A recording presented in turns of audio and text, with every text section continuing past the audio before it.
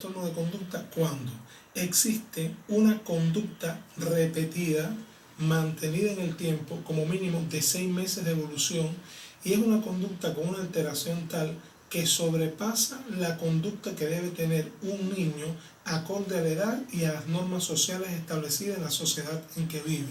¿A qué nos referimos? Estamos hablando de un niño que es incapaz de ajustarse a reglas y normas todos los días durante 6 meses y, por ejemplo, la Clasificación Internacional de Enfermedades, específicamente de los trastornos mentales, lo define muy bien. Por ejemplo, un niño que tiene la costumbre de mentir constantemente durante 6 meses o más, y este niño, esta mentira tiene consecuencias graves, como puede ser, por ejemplo, beneficios personales para obtener dinero, o por ejemplo, para fugarse del hogar, o para fugarse de la escuela, o en un momento determinado para tratar de ocultar otros hechos que en un momento determinado puedan perjudicar a otros. Esto tiene que catalogarse ya como un trastorno de conducta. ¿Por qué? Porque generalmente la mentira va asociada también a alteraciones en el comportamiento. Nadie que miente, miente y se queda parado, ¿no? O sea, la persona que miente trae un fin con ese mentir. Ahora, estamos hablando porque hay personas que dicen, no, mentiritas piadosas, mentira es mentira. Y cuando vemos que un niño repetidas veces, durante 6 meses, la costumbre y la tendencia todo el tiempo es mentir, pero sin crítica del problema que tiene, sin querer reconocer, sin tener empatía por los otros niños o por otras personas, o sea, ponerse en el lugar de la otra persona, estamos hablando de la posibilidad de un trastorno de conducta. Ahora, un trastorno de conducta, generalmente los niños que lo llegan a desarrollar tienen una historia.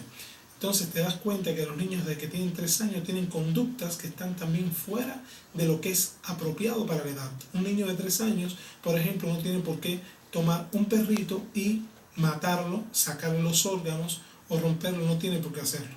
Un niño, por ejemplo, de 3 años, 4 años, no tiene por qué tener la tendencia a maltratar a los animales, a querer incendiar los lugares, porque hay niños con 4 o 5 años que la tendencia es a incendiar los lugares, a lanzar piedras, por ejemplo, para las casas ajenas, a querer, por ejemplo, introducirse en lugares para empezar quizás a hurtar, por ejemplo, mangos, naranjas, pero no es que lo haga un día o lo haga 2 días, lo hace siempre. que es siempre, o sea, es la tendencia que a pesar de que las personas le llaman la atención, pueden transgredir la autoridad. Esas son las características más comunes. Las características más comunes de un trastorno de conducta. Cuando uno va a la historia, existe una historia de un mal comportamiento de este tipo, donde transgrede las normas sociales acordes al sistema donde vive y también acorde a la edad. Ahora, cuando un niño tiene un trastorno de conducta, estamos hablando que se presenta así en todos los lugares. Es un niño que, por ejemplo, se opone a la autoridad, reta a la autoridad, puede desafiar a la autoridad. En muchas ocasiones empieza a robar, y cuando empieza a hurtar muchas veces dentro del medio familiar. Por eso cuando empezamos a estudiar los trastornos de conducta, existe el trastorno de conducta limitado al contexto familiar. A veces no nos damos cuenta, pero un niño que tiene la tendencia a hurtar dentro de la casa, así sea, por ejemplo, sueltos, monedas, empieza a hurtar, por ejemplo, cosas sencillas aparentemente en la casa, pero se están repitiendo estos actos constantemente, y tenemos que ver un trastorno de conducta limitado al contexto familiar. Asimismo, un niño que empieza a fugarse del hogar casi todos los días, repetidamente, sin pedirle autorización, por supuesto, al adulto, estar hasta altas horas de la noche sin permiso de los adultos, estamos hablando de un trastorno de conducta limitado al contexto familiar. Cuando ya sí, Fabricio. ¿No es tan frecuente esto, doctor? Es muy frecuente, pero poco diagnosticado. O sea, en muchas ocasiones tenemos padres que sufren porque saben que los niños hurtan dentro de las casas, porque saben que los niños le mienten constantemente. ¿Y qué sucede? Cuando está limitado el trastorno de conducta al contexto familiar, los padres muchas veces no se dan cuenta que también ya deben haber alteraciones fuera del contexto familiar. Y entonces ahí es donde divide la clasificación en los trastornos de conducta ya en niños socializados o trastornos de conductas en niños no socializados. Los trastornos de conducta en niños no socializados es el niño que si va a robar no cuenta con un grupo para hacerlo, lo hace solo. ¿Por qué? Porque generalmente el niño con un trastorno de conducta que no es socializado tiene una falta de empatía que no le permite estar en grupos. Generalmente con todos los niños, aunque sean, incluso tengan trastornos de conducta, no se lleva bien. ¿Por qué? Porque carece de empatía, porque tiene poca capacidad para aceptar críticas, las cosas tienen que salir como él espera. Y entonces todas las cosas que puede hacer, ya sea faltar el respeto a la autoridad, quizás lanzarle piedra a un profesor, decirle palabras groseras a un profesor, a la policía, o estar peleando con otros niños constantemente, lo hace solo, es un trastorno de conducta en niños no socializados. ¿Fácilmente se deprimen? Esto puede pasar. O sea, estamos hablando, por ejemplo, que muchas veces el niño con un trastorno de conducta también tiene una afectación emocional. Por eso el trastorno de conducta no siempre es puro. Está también el trastorno de conducta mixto y de las emociones. Está también el trastorno de conducta de tipo depresivo.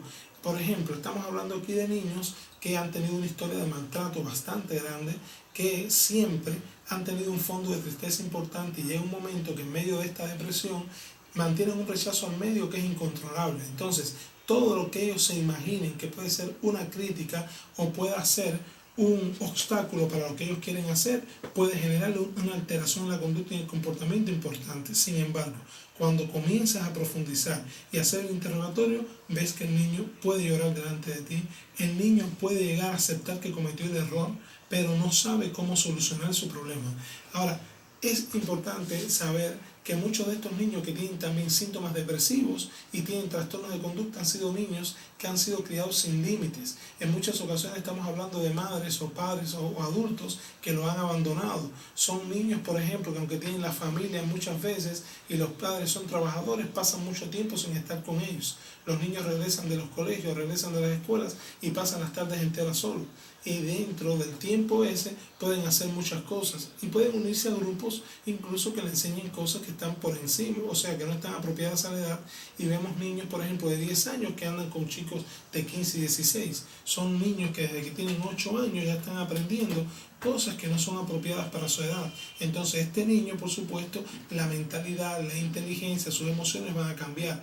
Y si por alguna casualidad este niño en un momento determinado fue abusado, porque hay muchos niños también que han sido abusados sexualmente, que han sido acosados desde niños y no lo saben, y los padres ni las familias, y llega un momento que esta misma depresión les lleva a tener comportamientos disfuncionales cuando van creciendo, y muchas veces estos comportamientos disfuncionales son a modo de trastornos de conducta.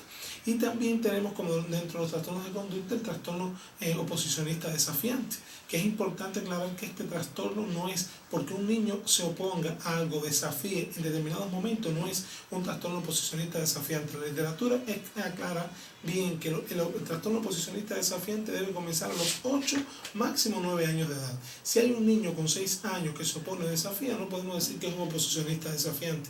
Tenemos que esperar a que llegue la edad. ¿Por qué? Porque lo que te está explicando la literatura es que existen pautas claras para tú poder diagnosticar. Y en el caso que estamos hablando del niño con trastorno de conducta no socializado, también está el socializado, está el que lo hace en grupo, el que es líder de grupos y todo lo que hace lo hace en pandilla. Entonces, el trastorno de conducta es la antesala de una delincuencia juvenil. Es decir, que un niño que tenga un trastorno de conducta diagnosticado con 7 años, si no se trabaja adecuadamente con él, con la familia, el colegio o la escuela y la comunidad, puede llegar a ser un delincuente juvenil. ¿Hay un tratamiento, doctor, para aquello? Sí, existe el tratamiento, aquí tiene que ser multimodal. Como lo hemos dicho siempre, tenemos que trabajar con el niño, tenemos que trabajar con la familia, con las instituciones educativas y con la comunidad. ¿Necesariamente se recurre a los fármacos, medicamentos? No siempre. Todo está en dependencia también de la red de apoyo familiar que tenga. Hay niños que tienen un trastorno de conducta incipiente, pero son los padres los que están enfermos, son los padres los que tienen determinadas alteraciones. Cuando trabajas con los padres y logran ellos hacer lo que hace falta hacer con el niño, muchas veces no se necesita recurrir al medicamento, pero en otros casos, cuando ya el niño está bastante avanzado porque tiene una conducta disruptiva que no la puede controlar y que está ocasionando tanto daño a las personas que están alrededor, que tiene trastorno trastornos del sueño, entonces sí se requiere de una medicación, por supuesto teniendo en cuenta el peso, la talla y la edad para aplicar la medicación. Y es importante que sepamos esto, o sea, el niño que requiere la medicación, si no se le administra, se agrava. ¿Por qué? Porque entonces en muchas ocasiones pretendemos algunos colegas nada más trabajar con psicoterapia, con familia y con niños y no le quieren dar la medicación, y cuando ya vienen con 11 o 12 años muchas veces no hay remedio. Ya está más complicado. Por supuesto, porque además tenemos que darnos cuenta que muchas veces incluso estas conductas disfuncionales pueden generar también alteraciones orgánicas, focos epilépticos, y no nos damos cuenta. Pueden haber niños con trastorno de conducta, pero con un foco epileptógeno o con una epilepsia psicomotora ya agravada por toda la estigmatización, por todas las hipercríticas, sin red de apoyo con él. Entonces, hay veces hay que utilizar la medicación, y es importante explicar que la medicación, aunque sea en niño cuando es necesaria, es importante utilizarla. Lo que hay que darle un adecuado seguimiento y no pensar nunca que van a ser farmacodependencia, que los niños no pueden tomar medicación. Los niños no deben tomar medicación si no la necesitan, porque si no, los epilépticos no tuvieran que tomar, los niños que tienen lupus eritematoso no pudieran tomarla, los niños que padecen de hipertiroidismo no pudieran tomar medicación. También en psiquiatría infantil es necesaria la medicación